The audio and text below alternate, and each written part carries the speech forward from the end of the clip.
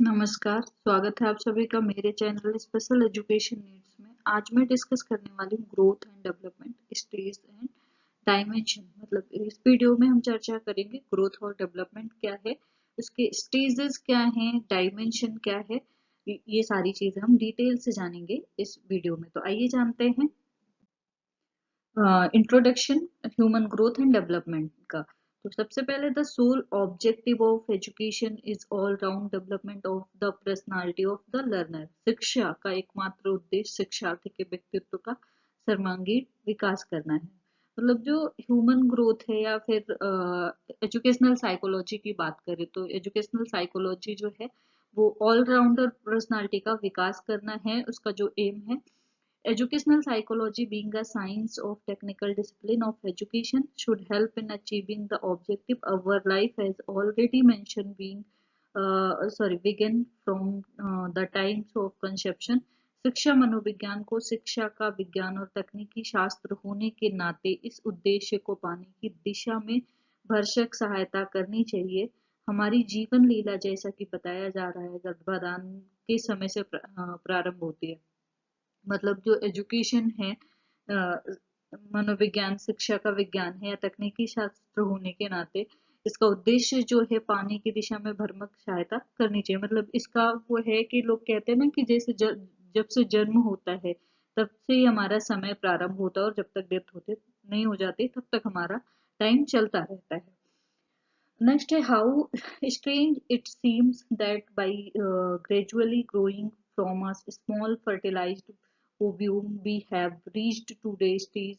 Certainly, all this is the result of mutual cooperation of heredity and environment force.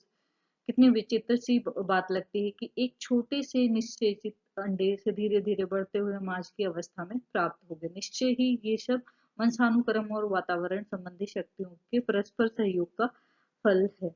मतलब एक small fertilise ovum की वजह से हम बढ़ते बढ़ते आज इस स्टेज पे पहुंच गए हैं कि बहुत ज्यादा बढ़ गए हैं।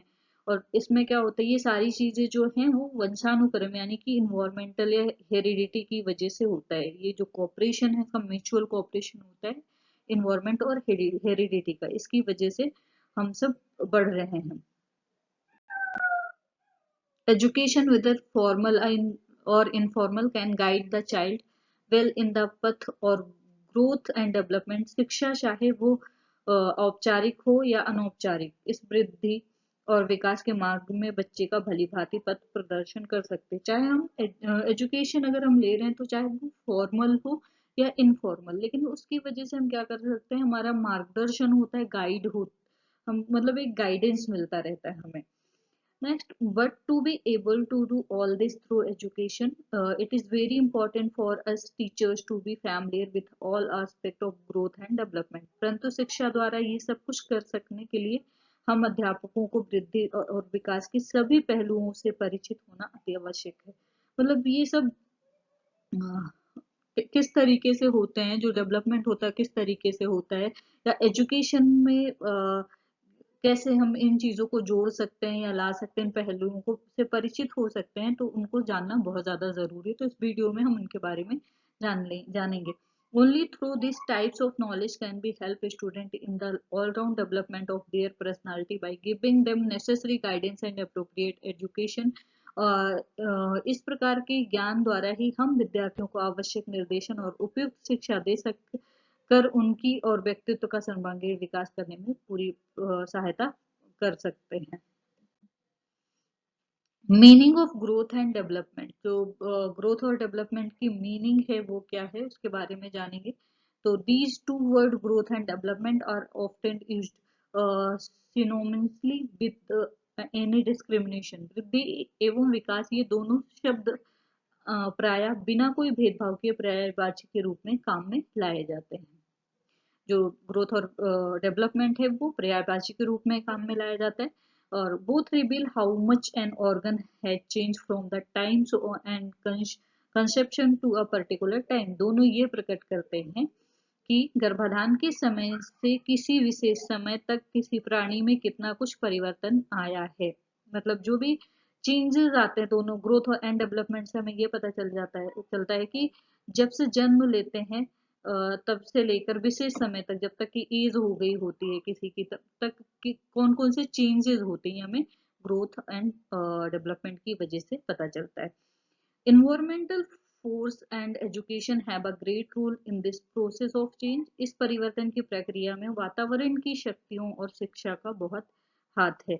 By their grace, all aspect of our personality, physical, mental, social, economical, moral, etc., grow and develop from all sides. इनकी कृपा से हमारे व्यक्तित्व के सभी पहलुओं, मतलब जो ग्रोथ एंड डेवलपमेंट है, इनकी कृपा से हमारे जितने भी शरीर के पहलू होते हैं, चाहे वो शारीरिक हो, मानसिक हो, सामाजिक हो, संवेगात्मक हो, नैतिक हो, आदि सब ओर से वृद्धि एवं विकास होता है।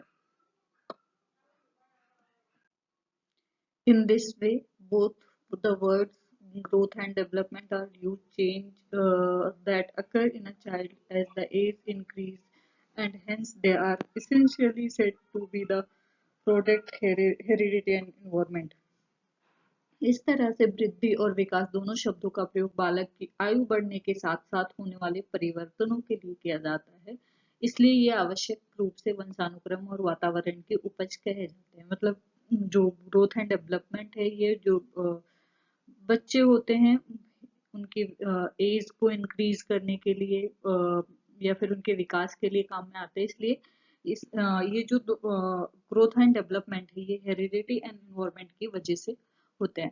But if we look closely we can see a lot of difference between growth and development. परंतु अगर कुछ बारीकी से देखा जाए तो वृद्धि और विकास दोनों के बीच बहुत कुछ अंतर दिखाई पड़ सकता है। और जो ग्रोथ और वृद्धि है, दोनों के बीच बहुत ज्यादा अंतर होता है। We can express the differences in the following way. इस अंतर को हम निम्न प्रकार से व्यक्त कर सकते हैं। आइए देखते हैं कि जो वृद्धि और विकास है या ग्रोथ एंड डेवलपमेंट है, उनमें क्या डिफरेंसेस हैं। तो सबसे पहले हम ग्रोथ देखेंगे। The word growth is used quantitative change, for example, the change in size, length, height, and weight, etc. As a child grow is called growth. वृद्धि शब्द तादाद या परिमाण संबंधी परिवर्तनों क्वांटिटेटिव चेंज के लिए प्रयुक्त किया जाता है। जैसे बच्चे में बड़े होने के साथ आकार, लंबाई, ऊंचाई और भार, ऊंचाई में होने वाले परिवर्तन को वृद्धि कहकर पुकारते हैं।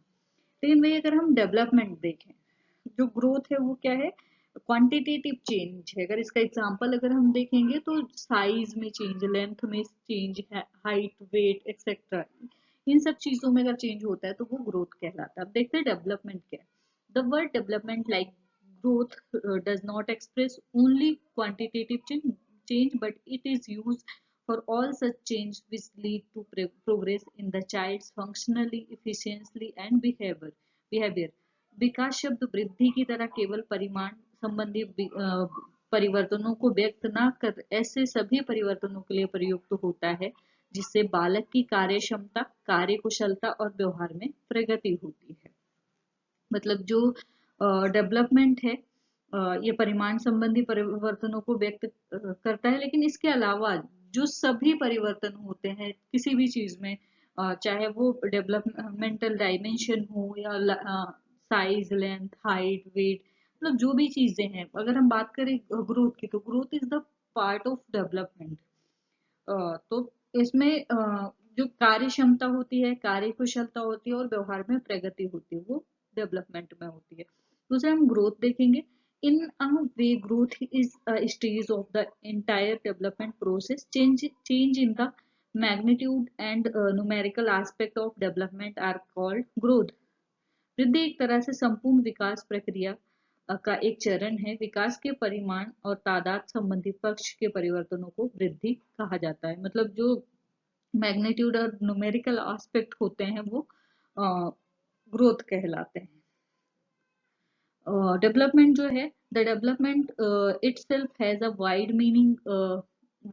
Growth is a part of it. It reveal all the changes taking place in a person. विकास शब्द अपने आप में एक विस्तृत अर्थ रखता है। वृद्धि इसका एक भाग है और व्यक्ति में होने वाले सभी परिवर्तनों को प्रकट करता है। जो डेवलपमेंट है वो व्यक्ति में जितने भी चेंजेस होते हैं उन सभी को प्रकट करने का काम करता है। नेक्स्ट है the word growth can express change in any part of person body and any aspect of behaviour. वृद्धि शब्द व्यक्ति के शरीर के किसी भी अवयव तथा व्यवहार के सभी किसी भी पहलू में होने वाले परिवर्तनों को प्रकट करता है। मतलब इसमें जो बॉडी पार्ट्स होते हैं उसमें जो चेंजेस होते हैं या एस्पेक्ट और बिहेवियर में चेंजेस होते हैं वो ग्रोथ में दिखाई देते हैं। नेक्स्ट डेवलपमेंट में देखते हैं। Development does not express the change occurring in any one body part of any one aspect of behavior but rather the total change occurring in a person। इसमें क्या होता है जो वृद्धि है उसमें किसी पार्ट में पर्सन की बॉडी पार्ट में या बिहेवियर के एस्पेक्ट में चेंज होता है। लेकिन अगर हम डेवलपमेंट की बात करें तो इसमें क्या होता है total changing occur in a person. मतलब जो व्यक्ति है उसकी पूरे पार्ट में और परिवर्तन होता है, संपूर्ण परिवर्तनों को इकट्ठे रूप में व्यक्त करता है। नेक्स्ट चेंज जो ग्रोथ है, growth change resulting from growth can be visible without any special effort. Moreover, these can also be measured well. वृद्धि के फलस्वरूप होने वाले परिवर्तन बिना किसी विशेष प्रयास के दृष्टिगोचर हो सकते हैं, साथ ही इन्हें भली भांति मापा जा सकता है। मतलब जो ग्रोथ है वो विजिबल होता है, दिखाई देता है, इस पर मतलब आसानी से देख सकते हैं और इसको माप भी सकते हैं, इसको हम मेजर कर सकते हैं। लेकिन जो ग्रोथ है the word development also reveals the quantitative change in efficiency performance and behaviour. it is difficult to measure these change directly. These can be measured only through indirect method like observing the child while behaving etc. विकास शब्द कार्य क्षमता, कार्य कुशलता और व्यवहार में आने वाले जो क्वांटिटेटिव चेंज है उनको प्रकट करता है। इन परिवर्तनों को प्रत्यक्ष रूप से मापना कठिन ही है। इन्हें केवल अप्रत्यक्ष तरीके जैसे व्यवहार करते हुए बालक का निरीक्षण करना आदि से मापा जा सकता है। जैसे कि हम जो हमारा ग्रोथ होता है वो हम मेजर कर सकते हैं, माप सकते हैं। हमें वेट बढ़ता हुआ दिखाई देता है, साइज बढ़ती हुई दिखाई देती है, शेप अलग अलग उसमें दिखाई देता है, तो वो हम मेजर कर सकते हैं। लेकिन हम जो डेवलपमेंट है उसको मेजर नहीं कर सकते। वो अप्रत्यक्ष तरीके से मतलब इनडायरेक्ट हम मेथड से या फिर ऑब्जर्वेशन के मेथड से हम उस बिहेवियर को का आकलन कर सकते हैं और उसको जांच सकते हैं। तो हम थोड़े बहुत चीजों का निरीक्षण करके पता लगा सकते हैं कि इसमें चेंजेस हो सकते हैं। जैसे इसमें बच्चे की जो क्वालिटेटिव चेंज है, इफिशियंसी हो, परफॉर्मेंस हो, बिहेवियर हो, इन चीजों से हम पता लगा सकते हैं कि बच्चे का विकास हो रहा है या नहीं हो रहा है। Next growth the process of growth does not continue through out life. It end as the child attains maturity. वृद्धि की क्रिया आजीवन नहीं चलती है, बालक द्वारा परिपक्वता ग्रहण करने के साथ साथ ये समाप्त हो जाती है। जैसे ही मेच्योरिटी आती है ग्रोथ खत्म हो जाती है। ग्रोथ आजीवन नहीं चलती है, थोड़े समय के बाद रुक जाती है। जैसे मेच्योरिटी आती है वैसे ही ग्रोथ समाप्त हो जाती है। नेक्स्ट डेवलपमेंट देखेंगे। Development is a continuous process like growth. It does not end when a child measure but continue throughout his life. विकास एक सतत प्रक्रिया है, वृद्धि की तरह बालक के परिपक्व होने पर समाप्त ना होकर ये आजीवन चलती रहती है। जो ग्रोथ है वो एक टाइम के बाद खत्म हो जाती है, लेकिन जो डेवलपमेंट है वो हमेशा चलता रहता है। तो हम इसलिए जो डेवलपमेंट है हम उसको कहते हैं कि ये आजीवन चलने वाली सतत प्रक्रिया है, जो जब तक मनुष्य का जीवन होता है तब तक ये चलती रहती है। नेक्स्ट है growth. It is not necessary that there should always be development along with growth. A child weight may increase due to obesity, but this increase does not lead to any increase in his functionality and efficiency, and thus his growth does not go along with development. वृद्धि के साथ साथ सदैव विकास होना भी आवश्यक नहीं है। मोटापे के कारण एक बालक के भार में वृद्धि हो सकती है, परंतु इस वृद्धि से उसकी कार्य क्षमता एवं कार्य कुशलता में कोई वृद्धि नहीं होती है। इस तरह से उसकी वृद्धि विकास को साथ लेकर नहीं चलती। मतलब जो वृद्धि और विकास है एक साथ नहीं चलते, एक साथ नहीं होते। मतलब हमेशा आवश्यक नहीं है। जैसे कि फॉर एग्जांपल इसमें एग्जांपल दिया और कि किसी का वेट बढ़ रहा है, तो जरूरी नहीं कि उसकी कार्य क्षमता भी बढ़ेगी।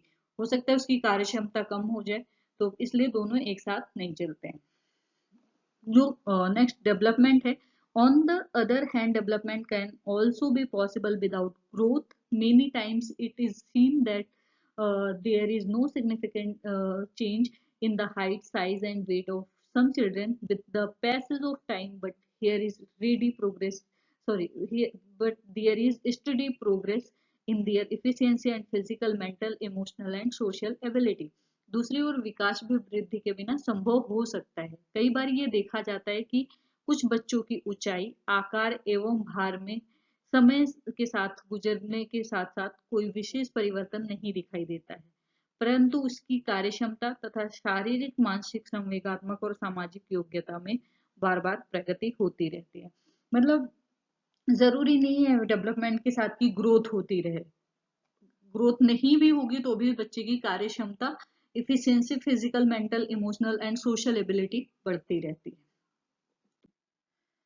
नेक्स्ट हम जानते हैं हरलॉक का के कुछ विचार हैं, तो देखते हैं कि उसमें उन्होंने क्या दिया था। तो हरलॉक ने 4 प्रमुख वर्ग रखे थे जो उनके विचार थे। पहला था ग्रोथ एंड डेवलपमेंट के, पहला था आकार में परिवर्तन, चेंज इन साइज।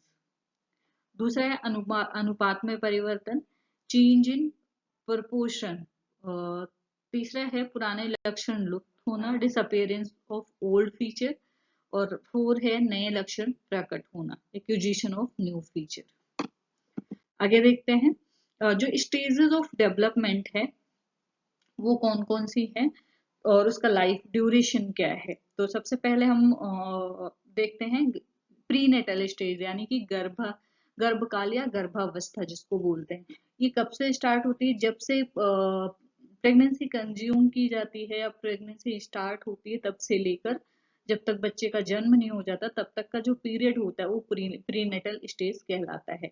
नेक्स्ट है शिशु कॉल तथा शैशवावस्था, स्टेज ऑफ इन्फेंसी, जन्म से लेकर 3 वर्ष की आयु तक, मतलब 3 वर्ष की आयु तक। जब बच्चे का जन्म हो जाता है, जन्म से लेकर 3 वर्ष तक, यानी कि जब तक क्रिटिकल पीरियड होता है तब तक। सॉरी। नेक्स्ट है चाइल्डहुड स्टेज, बाल्यकाल या बाल्यावस्था बोलते हैं इसको। तो ये चौथे वर्ष से लेकर 12 वर्ष तक अथवा बिल्कुल निश्चित रूप से वीर या रज की उत्पत्ति प्रारंभ होने तक चौथे वर्ष से 6 वर्ष तक चलती है। नेक्स्ट जो है इसमें इसको 2 स्टेजेस में डिवाइड किया गया। पूर्व बाल्यावस्था जो प्री चाइल्डहुड स्टेज है जो चौथे वर्ष से 6 वर्ष तक होती है, और उत्तर बाल्यावस्था जो पोस्ट चाइल्डहुड स्टेज होती है वो 7वें वर्ष से 12 वर्ष तक अथवा बिल्कुल निश्चित रूप से वीर या रज की उत्पत्ति प्रारंभ होने तक। नेक्स्ट जो है किशोरावस्था, एडोलेसेंस, सामान्यतः 13 से लेकर 19 वर्ष तक, निश्चित अर्थों में वीर या रज की उत्पत्ति प्रारंभ होने से लेकर परिपक्वता ग्रहण करने तक। नेक्स्ट है प्रौढ़ावस्था यानी कि एडल्टहुड, 20वें वर्ष से लेकर या दूसरे शब्दों में परिपक्वता ग्रहण करने से के समय से लेकर मृत्यु को प्राप्त होने तक। तो ये हमारी स्टेजेस है जो एक ह्यूमन बीइंग की होती हैं। नेक्स्ट हम इस वीडियो में देखेंगे वृद्धि एवं विकास के विभिन्न आयाम, यानी कि various aspect of growth and development. Growth और डेवलपमेंट के कौन कौन से एस्पेक्ट है? तो पहला जो एस्पेक्ट है फिजिकल डेवलपमेंट है, दूसरा कॉग्निटिव डेवलपमेंट है, तीसरा इमोशनल डेवलपमेंट है, फिर मोरल डेवलपमेंट है, नेक्स्ट सोशल डेवलपमेंट है और लास्ट लैंग्वेज डेवलपमेंट है। ये कुछ डेवलपमेंट के एस्पेक्ट है, इनके बारे में हम डिटेल में जानेंगे अगली स्लाइड में। तो सबसे पहले हम डिस्कस करेंगे फिजिकल डेवलपमेंट, यानी कि शारीरिक विकास। Physical development of a person include the development of external and internal component of his body. व्यक्ति के शारीरिक विकास में उसके शरीर के बाह्य एवं आंतरिक अवयवों का विकास शामिल होता है। मतलब जो मनुष्य का डेवलपमेंट होता है, उसके शरीर में जो भी इंटरनल और एक्सटर्नल एस्पेक्ट होते हैं, कंपोनेंट होते हैं, वो फिजिकल डेवलपमेंट में शामिल होते हैं। नेक्स्ट है इंटेलेक्चुअल और मेंटल डेवलपमेंट, बौद्धिक या मानसिक विकास। It include all type of mental power like thinking power, imagination power, observation power, memory power, and concentration, creativity, sensation, development of power related to perception and generalization, etc. is included. इसमें सभी प्रकार की मानसिक शक्तियों जैसे सोचने विचारने की शक्ति, कल्पना शक्ति, निरीक्षण शक्ति, स्मरण शक्ति तथा एकाग्रता, सृजनात्मकता, संवेदना, प्रत्यक्षीकरण और सामान्यीकरण आदि से संबंधित शक्तियों का विकास सम्मिलित है। मतलब जो मेंटल डेवलपमेंट है, इसमें कौन कौन सी चीजें हैं या कौन कौन सी पावर आती है मेंटल पावर। जैसे हम सोचने की शक्ति का विकास होता है, हम तर्क लगा सकते हैं, ऑब्जर्वेशन गुड ऑब्जर्वर बन सकते हैं, मेमोरी पावर बहुत स्ट्रांग होती है, कंसंट्रेशन हम बहुत चीजों पर अच्छे से कंसंट्रेट कर सकते हैं, क्रिएटिविटी आती है, सेंसेशन कर सकते हैं डेवलप। तो ये सारी चीजें मेंटल डेवलपमेंट या इंटेलेक्चुअल डेवलपमेंट में डेवलप होती है। नेक्स्ट है इमोशनल डेवलपमेंट। इसमें विभिन्न संवेगों की उत्पत्ति और उनका विकास तथा इन संवेगों के आधार पर संवेगात्मक व्यवहार का विकास सम्मिलित है। जो इमोशनल होते हैं, इसमें ये होता है कि जो भी इमोशन होते हैं उसको हम किस तरीके से कंट्रोल कर सकते हैं। For example happy, sad, angry, worried, excited, confuse, disgust, proud, ऐसे बहुत सारे इमोशन होते हैं जिनको हम कैसे कंट्रोल करते हैं, या जो इमोशन होते हैं वो अपने व्यवहार में कैसे सम्मिलित करते हैं। नेक्स्ट है मोरल और कैरेक्टर डेवलपमेंट, नैतिक अथवा चारित्रिक विकास। इसके अंतर्गत नैतिक विकास मूल्यों, चरित्र संबंधी विशेषताओं का विकास सम्मिलित है। मतलब इसमें जो मोरल और कैरेक्टर डेवलपमेंट है, इसमें राइट और रॉन्ग एथिक्स वाली चीजें आती हैं, नैतिक भावनाएं आती हैं, मूल्य आता है, ये सारी चीजें मोरल और कैरेक्टर डेवलपमेंट के अंतर्गत आते हैं। नेक्स्ट है social development. The child is initially an antisocial creature. Development appropriate social qualities and teaching behavior according to the values and belief of the society come under social development. बच्चा प्रारंभ में असामाजिक प्राणी होता है, उसमें उचित सामाजिक गुणों का विकास कर समाज के मूल्यों एवं मान्यताओं के अनुसार व्यवहार करना सिखाना सामाजिक विकास के अंतर्गत आता है।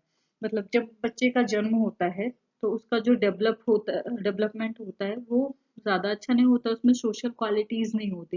लेकिन धीरे धीरे जितना ज्यादा बच्चा समाज के साथ मिलता जुलता है, इंटरेक्शन करता है, उतना ज्यादा उसमें सोशलाइजेशन उसका बढ़ता जाता है और कम्युनिटी के साथ, लोगों के साथ मिलता जुलता जाता है, तो वो उसका सोशल डेवलपमेंट होता है। नेक्स्ट है भाषात्मक विकास यानी कि लैंग्वेज डेवलपमेंट। जैसे कि linguistic development include the development of abilities related to knowing and using language to express one's thought. भाषात्मक विकास में बालक के अपने विचारों की अभिव्यक्ति के लिए भाषा का जानना और उसके प्रयोग से संबंधित योग्यताओं का विकास शामिल है।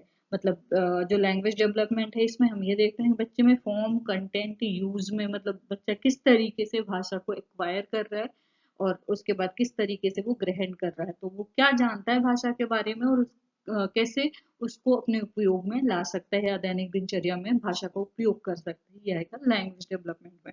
जैसे डेवलपमेंटल माइलस्टोन होते हैं लैंग्वेज डेवलपमेंट के, तो 3 मंथ में कूइंग और गर्गलिंग स्टार्ट हो जाती है, बच्चा कूइंग वूइंग करना स्टार्ट कर देता है।